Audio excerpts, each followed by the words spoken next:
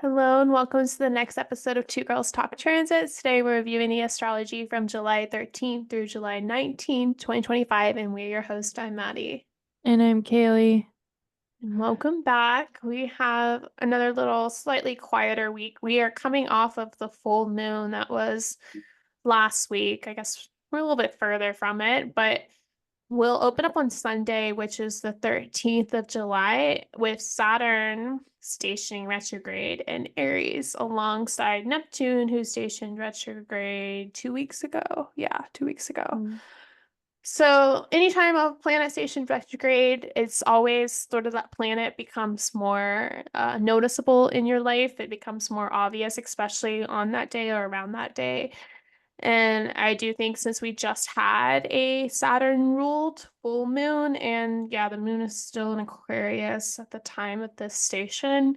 Um, with the moon being in a Saturn ruled sign, I think we're also going to notice it, like just the feeling that Saturn brings in terms of heaviness or restriction, or like, I need to get to work on this. Like, I need to be putting effort into this, and I haven't been, or sort of that crisis. I get a little crisis sometimes from Saturn. How do you feel about it? Yeah, for sure. I mean, especially Saturn in Aries is like making us want to move really fast. So, like, Yeah. things that slow down a planet are like, well, Saturn is slow in general, right? But then you slap a retrograde on top of that, and then it's like even slower. So, it's like going to really amp up the slowness, if that makes sense. And with that coming into play, like with it being in the sign of Aries, is we're going to like have that angst, I think that you're talking about, that like I want things to move forward, I want them to progress, but like there's a review process that's taking place. And it will retrograde back into Pisces. So that's not going to be the whole experience of Saturn retrograde, but definitely like the initial start of it. It's going to feel like that. Yeah, I agree. Like it's like all your challenges that come with like time or come with like this needs to take longer are going to be very loud.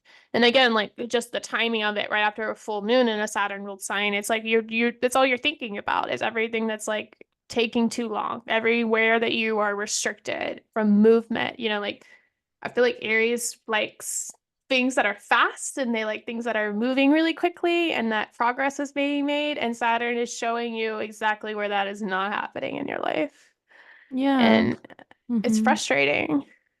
Yeah, for sure. I mean, Saturn highlights where you got to work, where you need to put in the Hmm. work and the effort. And, you know, a lot of times that's not comfortable because, I think a lot of us already feel like we're doing so much in life that it's like, do I really need to be shown where I need to work harder? But Yeah. thus there is always a place where we can be doing more work. So, The last point I think with this is, I mean, if you look at it, this is the closest we get from the exact like Saturn Neptune conjunction. They are literally, it's like 13 minutes apart, 14 minutes apart or so.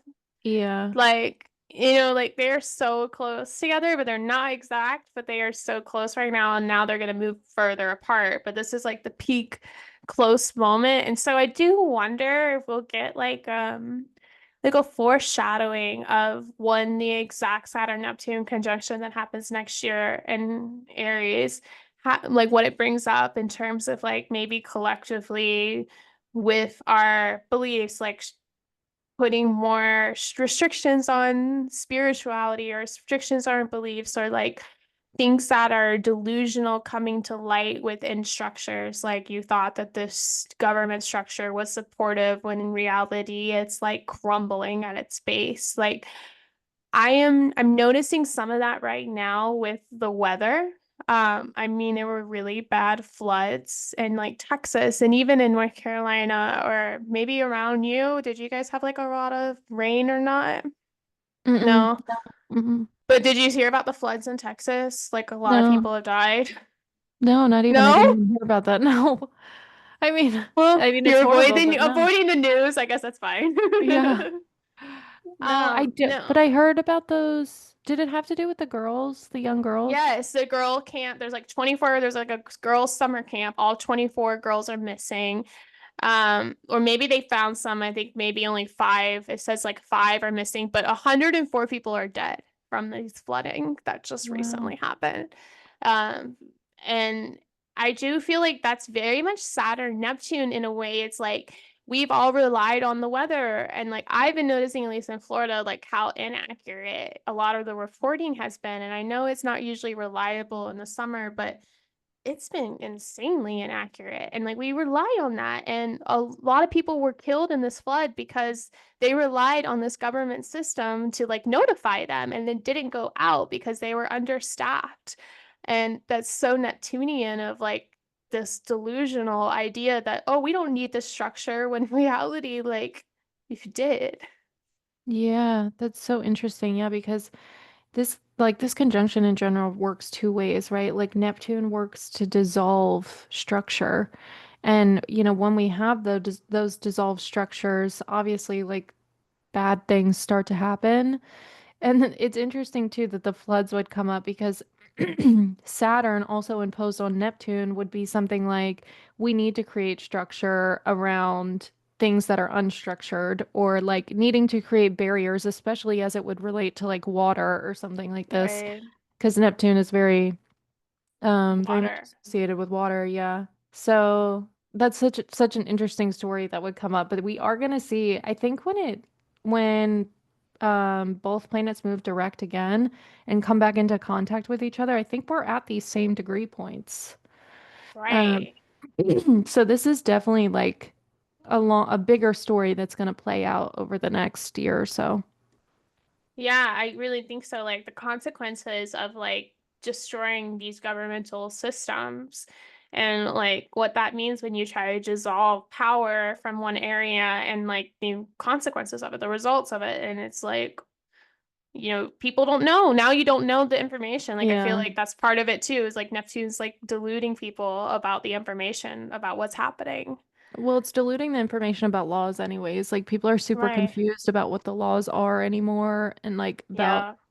like I see so many things about people maybe trying to give information about certain laws and restrictions that are being imposed, but is it real or is it not? Like we don't actually know unless you're like somebody who's involved in legal things as it pertains to the government, but you're not going to really know for sure unless you like read the legislation, I guess.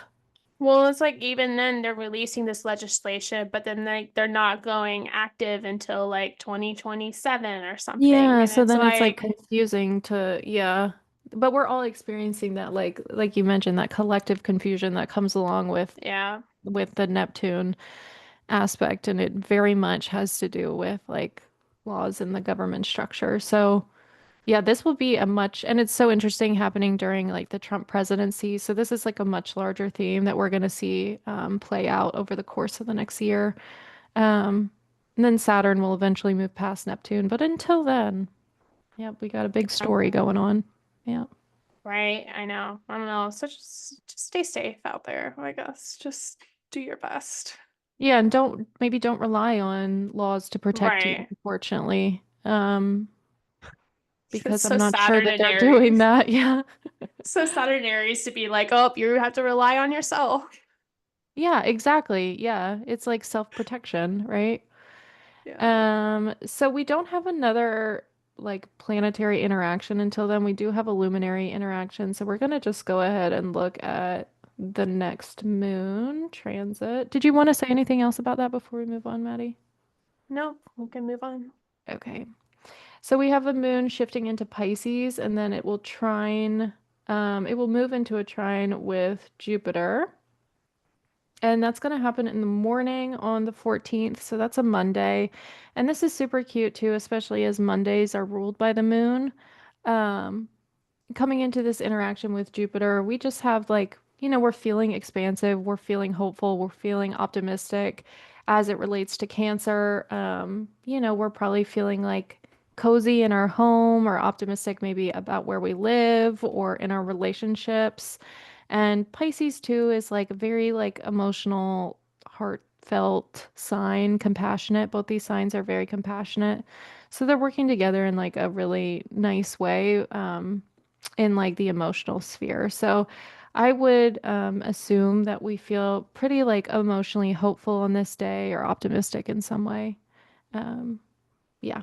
Maddie, do you want to say anything? Yeah, I mean, I would just add like the moon transits are really they're really mundane transits, and like Mm-hmm. this peaks around 10 a.m. So it's just like you get up in the morning and it's just a nicer morning, Right. things go well, you have a nice cup of coffee or have a nice little ritual and you don't feel rushed and you feel emotionally supportive. Like that's what, it's not anything crazy happening, but it is a nice energetic feel.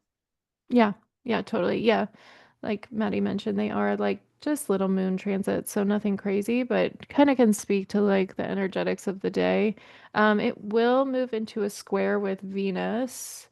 I think we're at fine degrees. We're not too far.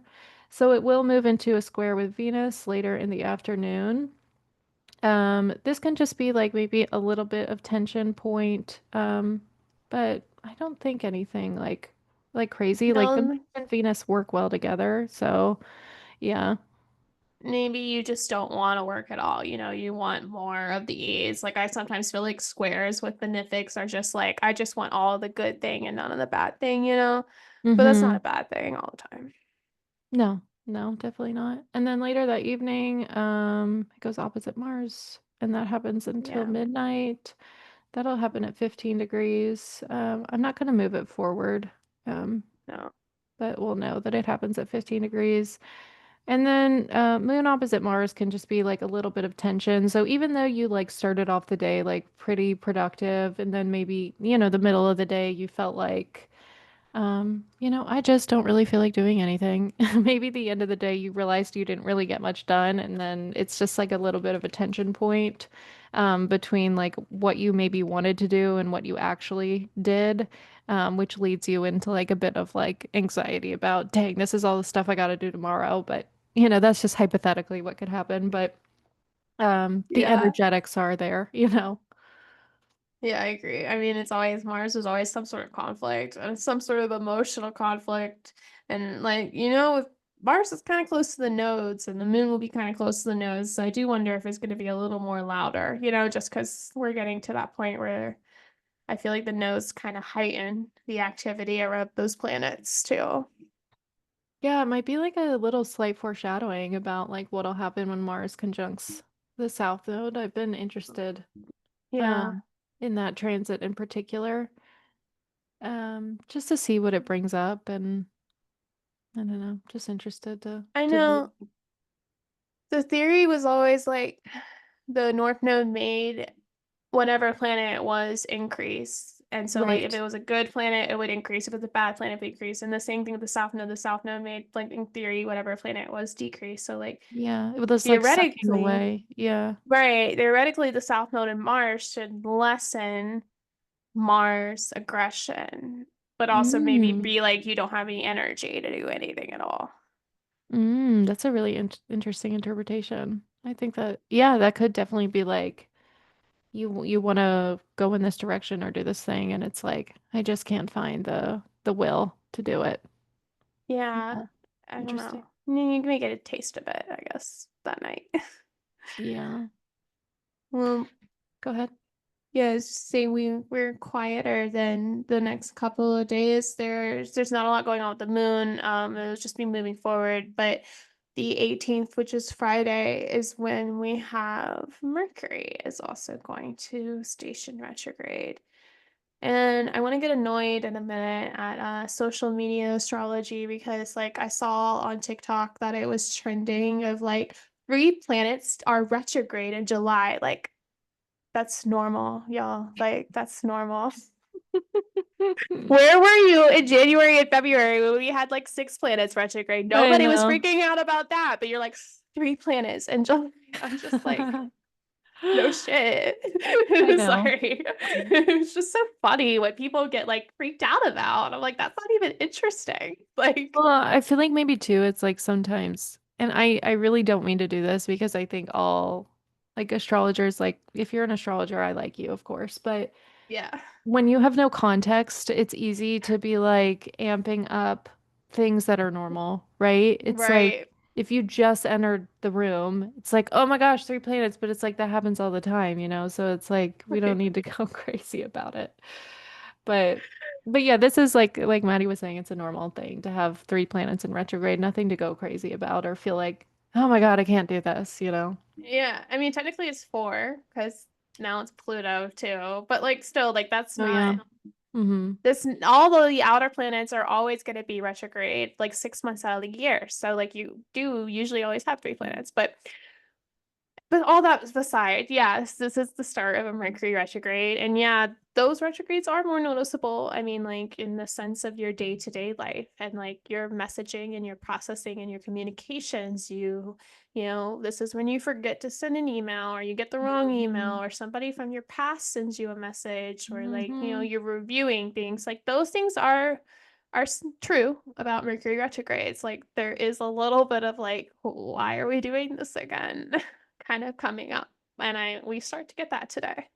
Yeah, I think a lot of that, a lot of those associations come with like what Mercury rules, like being Virgo and Gemini.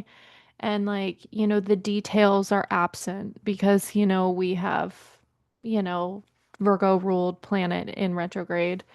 Um, and same, yeah, same with like Gemini too. But yeah, I mean, during this time, like one time I think I've told this story before, but one time I had sent my computer to get fixed during a Mercury retrograde.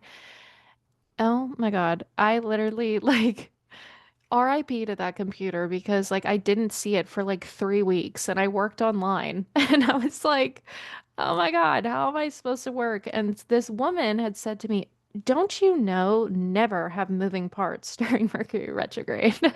That And I was is a like, good advice. I know.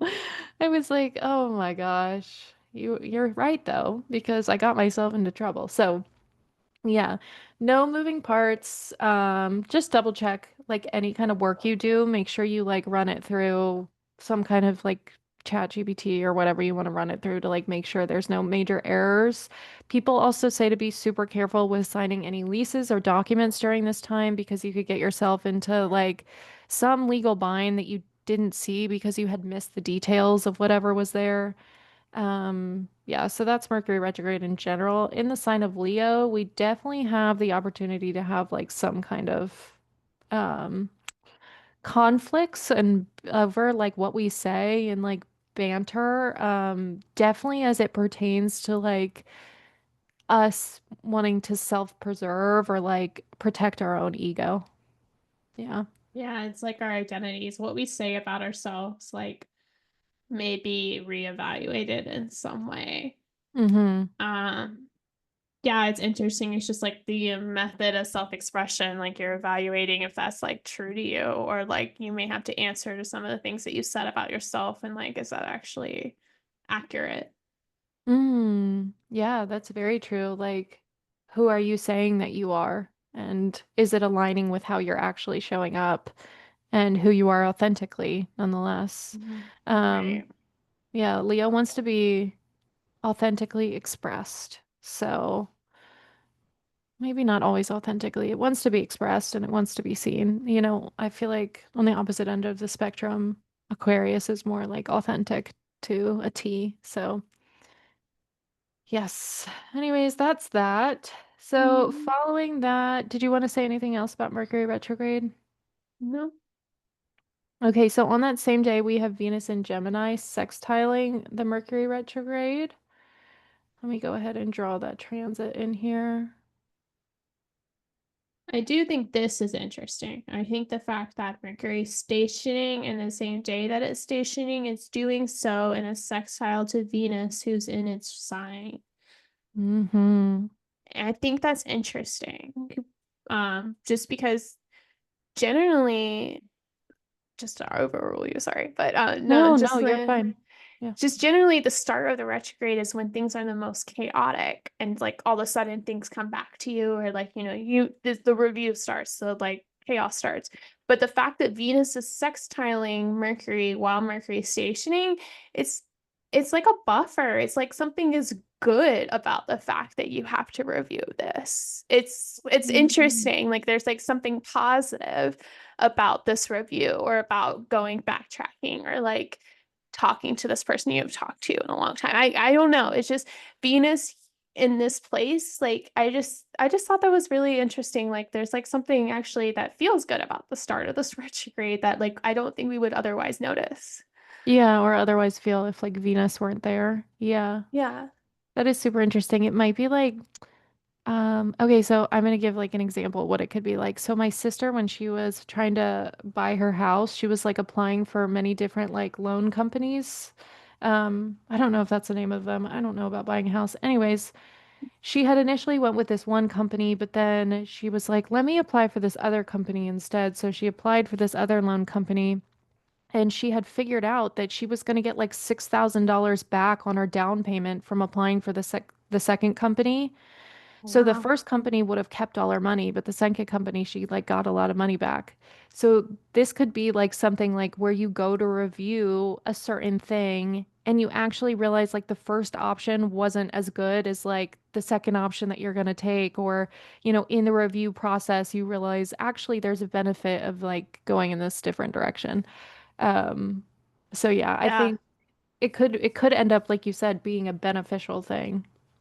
Yeah, that's a really great example. Like it really, that really what I think this transit kind of speaks to is just like there is just something positive. There's like, oh, I wouldn't have caught that before. I wouldn't have like Hmm. got that little gift or that little piece of connection if I hadn't actually stopped and went back to it. Yeah, yeah, for sure. I generally think too, like especially, and I think a lot of like modern astrologers are going to adopt this take, but especially with like Mercury retrograde coming into a sextile with Venus, which at large represents relationships. A lot of people are going to come with the take that like old relationships might visit you or pop back up. Especially if either planet rules your relationships, then that is definitely a possibility. Um, so yeah, just possible for old people to pop back in or unfinished business in some way to make its way around for you to resolve or maybe, smooth things over. Yeah. Yeah, I agree. I don't know. It's cute Yeah. for a retrograde.